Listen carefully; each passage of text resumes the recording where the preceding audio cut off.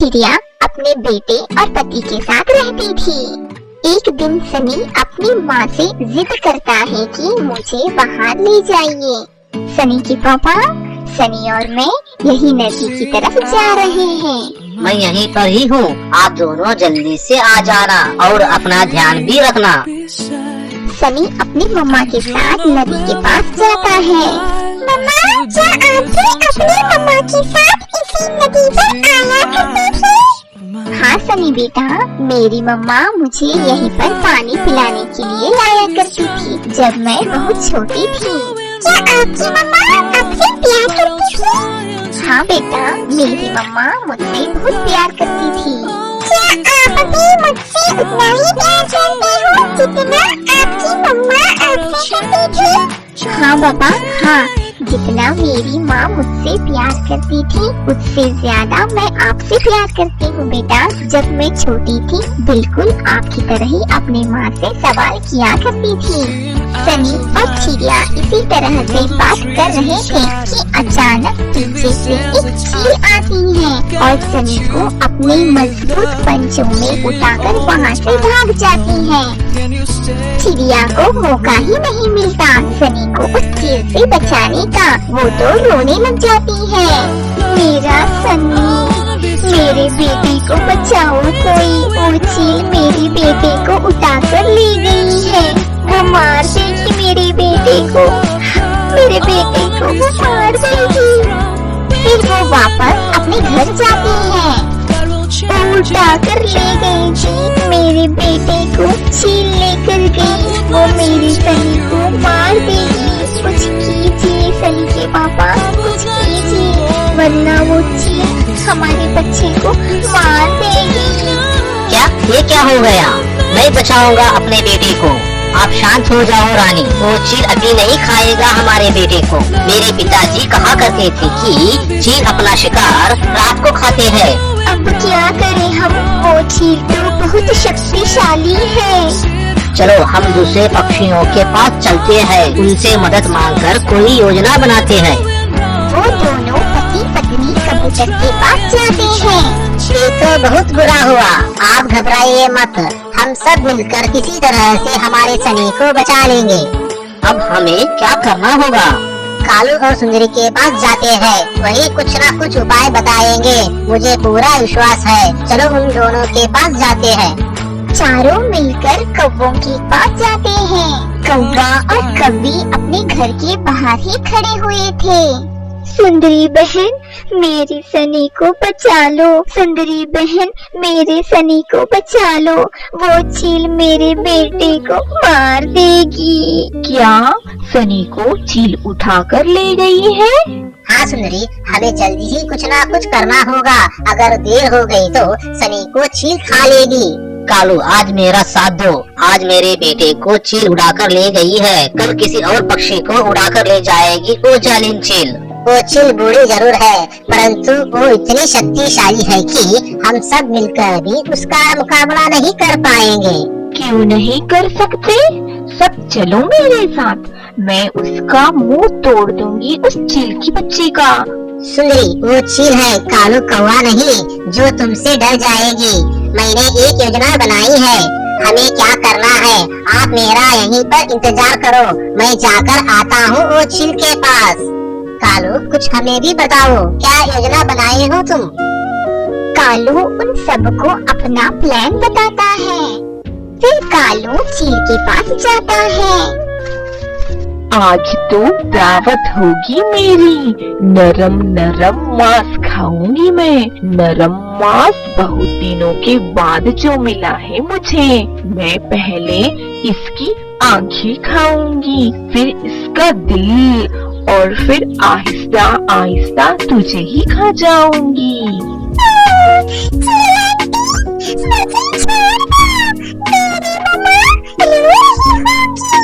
मुझे खाने से आपको क्या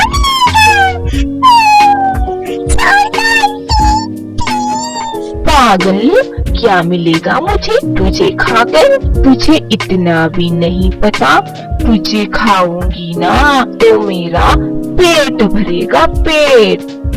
कालू भी वहाँ आ जाता है।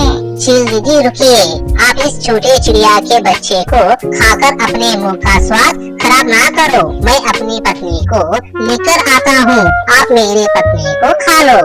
वो क्यों काले कौवे अपनी पत्नी को मुझे क्यों खिलाना चाह रहे हो? कोई साजिश रच रहे हो क्या? आज मेरी लड़ाई हुई है उससे, बड़ी जबान चलाती है वो मेरे सामने। इस चिड़िया के बच्चे को खाकर पेट भी नहीं भरेगा आपका। मैं अभी मेरी पत्नी को लेकर आता हूँ। अगर ऐसा है तो तब तक इस चिड़िया के बच्चे को मेरे पास ही रहने दो। तुम जाओ और अपनी पत्नी को ले आओ। फिर कौवा जल्दी से वहाँ से उड़ जाता है। जल्दी चलो सुंदरी, मैंने उसका ध्यान भटका दिया है, तीर ठीक निशाने पर लग गया है। फिर कालू सुंदरी को साथ लेकर चील के पास आता है। वाह वाह, ये तो बहुत मोटी तगड़ी कौवी है। अब तो मुझे और भी ज्यादा मजा आने वाला है इस काली कौवी को खाने में। चलो इस चिड़िया के बच्चे को लेकर जाओ यहाँ से। मैं चील दीदी का डिनर बनना चाहती हूँ। कभी मैं भी तुम्हारे साथ रहना नहीं चाहता हूँ। मुझे नहीं रहना तुम्हारे साथ। तुम्हारे साथ रहने से अच्छा है कि मुझे चील दीदी खा ले। फिर कालू सनी को वहाँ से लेकर चला जाता है। चील बहन, आप मुझे खाना शुरू करें। बताइए आप पहले मुझे कहाँ से खाना शुरू करेगी? हाँ हाँ, तुम ही बता दो किस हिस्से से तुम्हें खाना शुरू करूँ। फिर अपनी योजना के अनुसार कबूतर वहाँ आ जाता है। अरे अरे चील दीदी, आप इस काली कौवी को क्यों खा रहे हो? इसे खाने से आपका रंग काला हो जाएगा। ये जितनी बाहर से काली है उतनी ही अंदर से भी काली है। फिर मैं तुझे खा लेती हूँ मोटे कबूतर।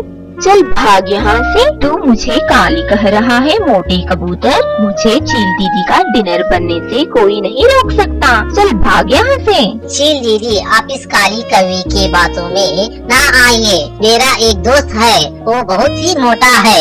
मैं अभी उसे लेकर आता हूँ। आप खुद देखकर ही फैसला करना, आप इनमें से किसे खाना चाहते हैं। ऐसे ही रात हो जाती है। कबूतर, मुझे बहुत भूख लगी है। तुम जल्दी से जाओ, अपने दोस्त को लेकर आओ। मैं भी तो देखूं कितना मोटा है तुम्हारा दोस्त। फिर कबूतर तुरंत वहाँ से जाता है और अपने दोस्त को अपने साथ चील के घर लाता है। कबूतर के दोस्त को देखकर चील दीदी के मुंह में पानी आ जाता है। ये तो सच में मोटा है और ताजा भी लग रहा है। इसका रंग भी सुंदर है। चलो जाओ यहाँ से, मैं जल्दी से इसको खा लेती हूँ। चील दीदी, आप मुझे अब नहीं खाएगी? नाना काली कौवी, क्या पता अगर मैंने तुझे खा लिया तो मैं काली हो गई तो? ना बाबा ना। कबूतर और सुंदरी कौवी वही दूर एक पेड़ पर छुप जाते हैं। चील दीदी रुकिए, अभी मुझे मत खाना।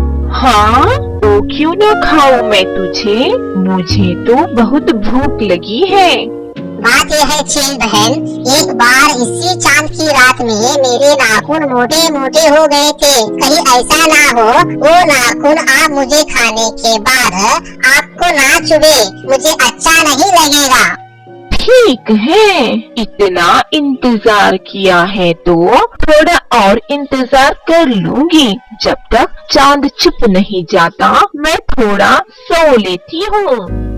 फिर चील को नींद आ जाती है और वो गहरी नींद में सो जाती है। जैसे ही चील सोती है, दूसरे पक्षी भी वहाँ आ जाते हैं और सब पक्षियाँ मिलकर घोंसले को उठा लेते हैं और उसे गहरी नदी में छोड़ देते हैं। चील पानी में डूबकर मर जाती है। वे सब बहुत खुश थे कि वे सब मिलकर चिड़िया के बच्चे को बचा लिया था। फुरफुरी नगर के जंगल में बारिश का मौसम आने वाला था। जंगल के सारे पक्षियाँ चिंतित थे क्योंकि उनके घर अभी तक नहीं बने थे। जंगल के सारे पक्षियाँ सुबह उठकर लकड़ियाँ ढूंढने जाते थे। मेरे बच्चों, बारिश का मौसम आने ही वाला है। जल्दी से जाकर मजबूत लकड़ियाँ लाती हूँ। अगर मैं देर से चली गई तो सारे जंगल की पक्षियाँ मजबूत लकड़ियों को लेकर अपना घर बनाना शुरू कर देंगी।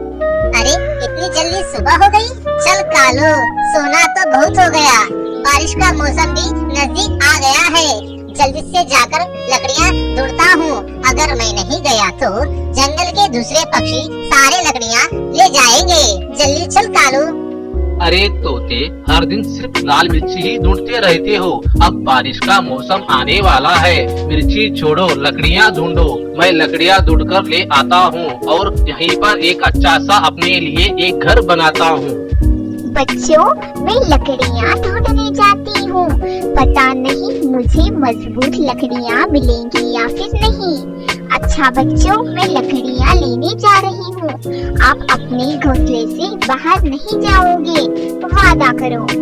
रानी चिड़िया लकड़ियाँ ढूंढने के लिए निकल जाती है। लूसी कबूतर भी लकड़ियाँ ढूंढने चली जाती है। लूसी को लकड़ियाँ ढूंढते वक्त पास में बहुत सारी लकड़ियाँ दिखाई देते हैं। वाह, इतनी सारी लकड़ियाँ! चलो इन सारी लकड़ियों को ले जाती हूँ। इससे मेरा एक घर तो आराम से हो जाएगा। मेरी किस्मत तो बहुत अच्छी है।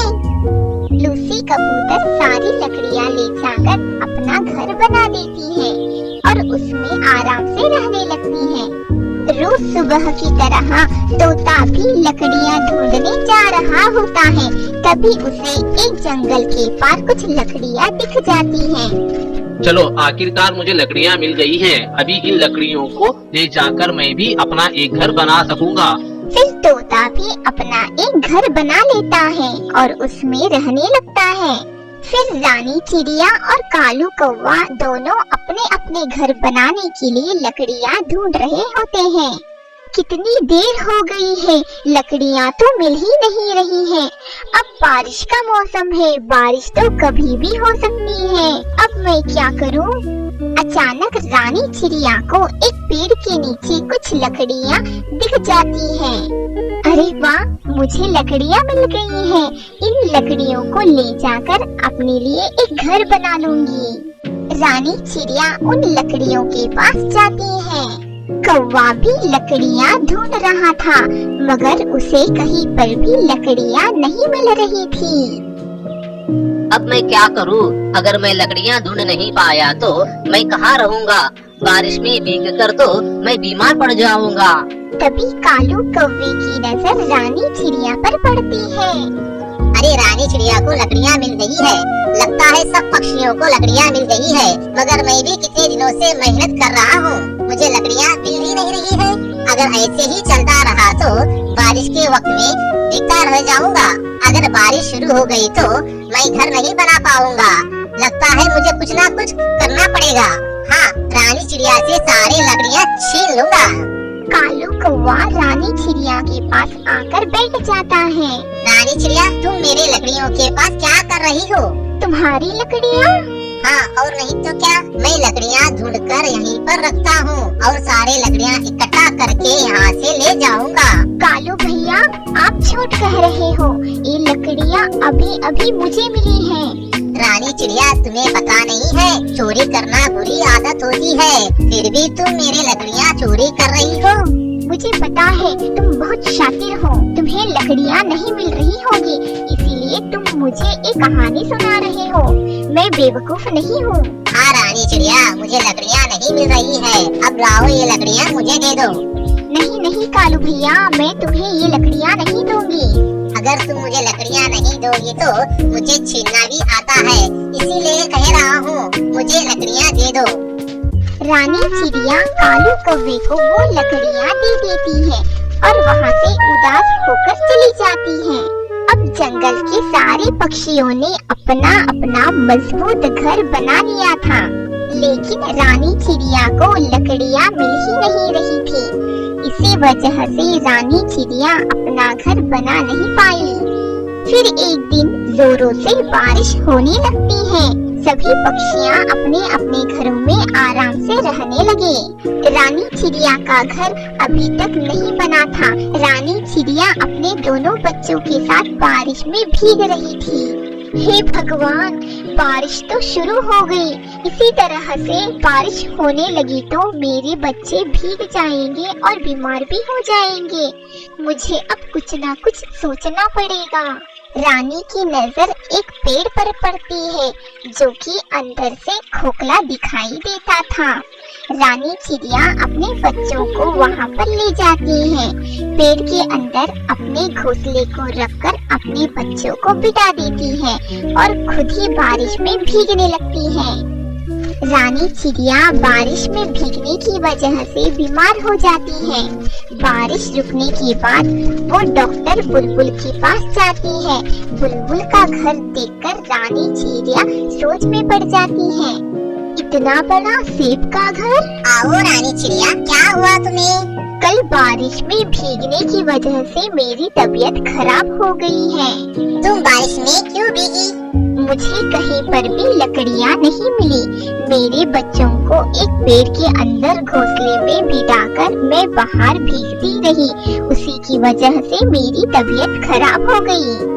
मैं तुम्हें एक पानी वाला दवा देता हूँ। वो दवा तुम कौन सी चीज पर डालोगी वो चीज बड़ा हो जाएगा। तुम एक काम करना, तुम एक कद्दू के ऊपर वो दवा डाल देना और वो कद्दू बड़ा हो जाएगा और वो तुम कद्दू को अंदर से खोखला बना दो और उसमें आराम से रहना। हाँ डॉक्टर जी, आपका बहुत बहुत शुक्रिया। अब मैं चलती हूँ। रानी चिड़िया कद्दू पर पानी वाला दवा डाल देती है। वो पलक झपकते ही बड़ा कद्दू बन जाता है। रानी उसे खोखला बनाकर उसमें रहने लगती है। जंगल में जोरों से बारिश और हवा की वजह से सारे पक्षियों के घर पेड़ से नीचे गिर जाते हैं। अरे वो देखो, रानी चिड़िया का घर इतना बड़ा कद्दू से बनाया हुआ है। वो घर तो हिल भी नहीं रहा है।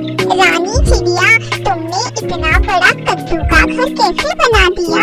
हमारे घर तो बारिश और हवा की वजह से उड़ गए हैं। अब हम सारे पक्षियाँ बेघर हो गए हैं और भीगने लगे हैं। अब हम क्या करें? हाँ रानी चिड़िया, हमें भी बताओ, तुमने ये घर कैसे बनाया? मैंने कुछ भी नहीं किया। ये सारा कमाल तो डॉक्टर जी का है। डॉक्टर बुलबुल जी ने मुझे एक पानी दिया था। वो पानी मैंने एक कद्दू के ऊपर डाल दिया और छोटा कद्दू बड़े कद्दू में बदल गया। फिर मैंने उस कद्दू को खोखला बना दिया और उसमें मैं रहने लगी। तुम डॉक्टर बुलबुल जी के पास जाओ और उन्हें कहो कि तुम्हें भी वो पानी दे और अपना अपना घर बना लो। वे सभी पक्षियाँ डॉक्टर बुलबुल के पास जाते हैं। बुलबुल भाई जी, अब जोरों से बारिश होने लगी है। आप हमें वो पानी वाला दवा दीजिए जिससे हम हमारा घर बना सके। ठीक है, मैं पानी वाला दवा देता हूँ, लेकिन मैं इस कालू कौवे को पानी वाला दवा नहीं दूंगा। ये कालू कौवा बहुत ही ज्यादा बुरा है। इसने रानी चिड़िया के लकड़ियाँ छीन लिए थे। उससे रानी चिड़िया एक दिन पूरा बारिश में भीग गई थी। उससे बुखार भी आ गया।